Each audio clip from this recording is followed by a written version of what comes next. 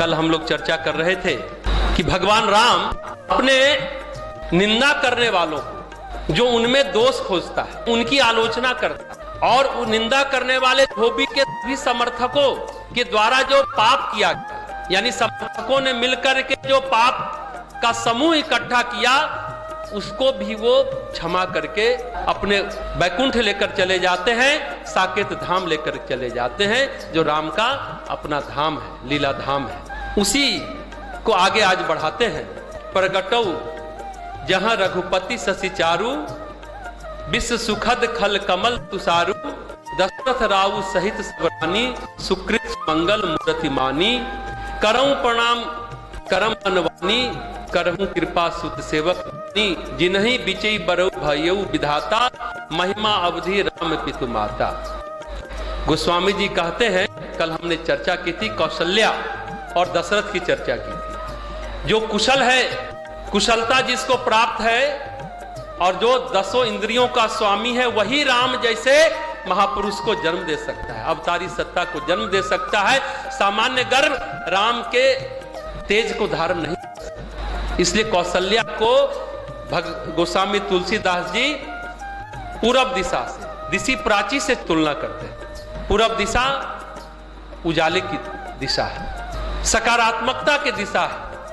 आज कहते हैं इस चौपाई में, कौशल्या पूर्व दिशा के समान है, जहां राम के रूप में चंद्रोदय हुआ।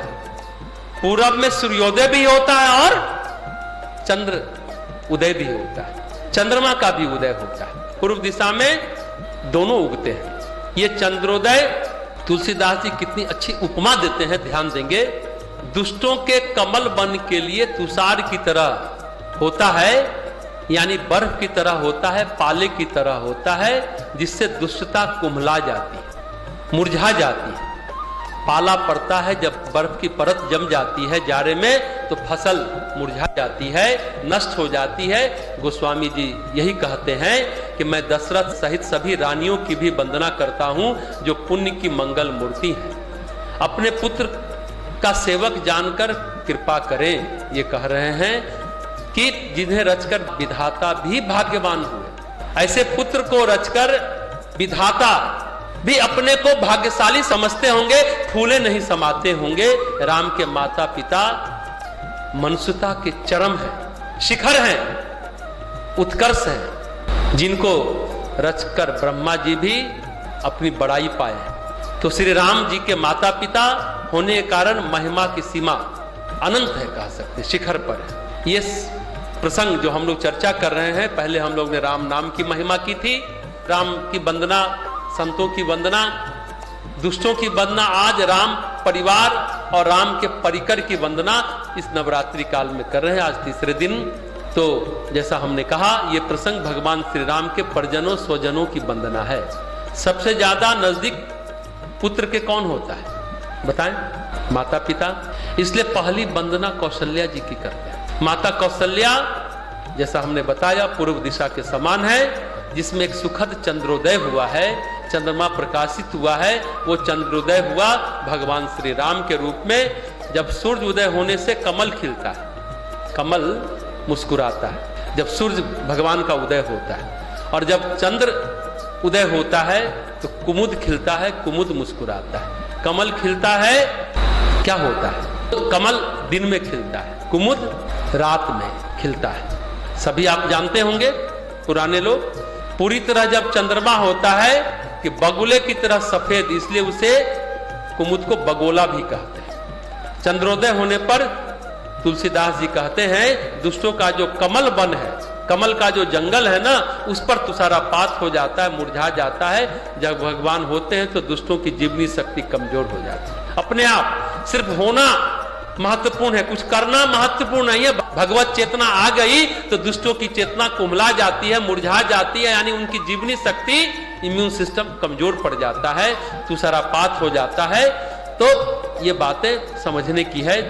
अवतार प्रक्रिया में खास बात होती है, नकारात्मकता अपने आप घटती चली जाती है, सकारात्मकता अपने आप बढ़ती चली जाती है।